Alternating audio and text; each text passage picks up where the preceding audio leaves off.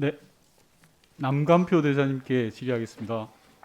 네, 대사님, 그 외교 전문가시니까 뭐 일본에서 잘 하고 계시리라고 생각을 합니다.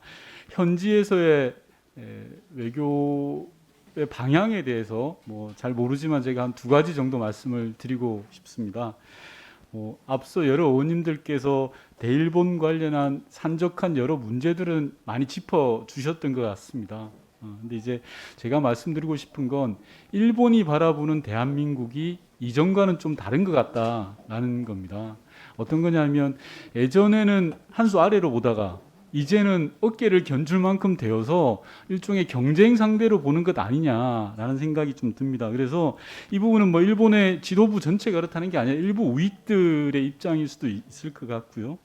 예를 들면 지난 작년 7월에 있었던 화이트리스트 배제 조치 같은 것들이 우리의 성장하는 경제에 대한 일종의 일본의 선제적인 조치들이 아닌가라고 저 본인은 생각을 하고 있습니다.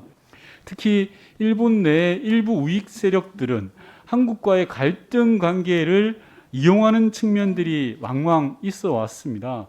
따라서 우리의 외교의 모습들이 이제까지는 보다는 좀 달라질 필요가 있겠다라는 건데요. 쉽게 말하면 첫 번째로는 일본이 주도해 가는 거에 끌려갈 게 아니라 우리가 끌려가지 않으려면 선제적으로 정보라든지 객관적인 사실들을 좀 먼저 확인하고 정보 취합 능력들을 좀 키워나갈 필요가 있겠다라는 게 첫 번째 당부이고요. 두 번째는 우익 세력들을 보는 거 또는 일본 정부만 볼 게 아니라 일본 국민들을 보고 하는 공공외교를 펼쳐 나가야 되겠다라는 겁니다. 실제로 일본 국민들은 한국에 대한 설린 우호적 생각들을 많이 갖고 있다라고 저는 생각을 합니다. 그래서 이 두 가지 말씀을 꼭 드리고 싶은 건데요. 정리하면 첫 번째로 기존에 일본이 주도하고 우리가 방어하듯이 끌려가는 그런 외교가 아니라 우리가 주도하기 위해서는 선제적인 정보 또는 선제적인 자세를 좀 주문드리고 싶고, 두 번째로는 일본 정부를 상대하는 외교 활동도 중요하겠지만 일본 국민을 상대하는 그런 공공외교도 좀 적극적으로 해 나가 주셨으면 하는 당부 말씀드리겠습니다. 이에 대한 대사님의 의견을 간단하게 말씀해 주시면 되겠습니다.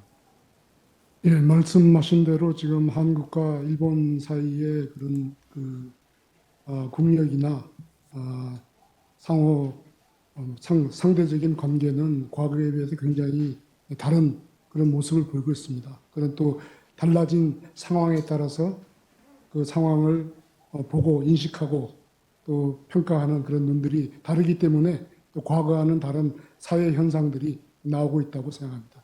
말씀하신 그 공공외교의 중요성에 대해서는 제가 작년에 부임하자마자 굉장히 이런 그 일본 사회 내에서의 한국에 대한 그 인식, 감정이 그 일본의 대한 정책에도 큰 영향을 미치고 있다. 또 일본의 국내 정치에도 큰 영향을 미치고 있다는 문제점에 착안을 해서 공공외교에 대한 활동을 금년도에 굉장히 늘렸습니다. 지금 그 의원님 말씀해 주신 그런 바와 같이 달라진 상황에서 달라진 양국 관계가 될 수 있도록 최선의 노력을 다하겠습니다.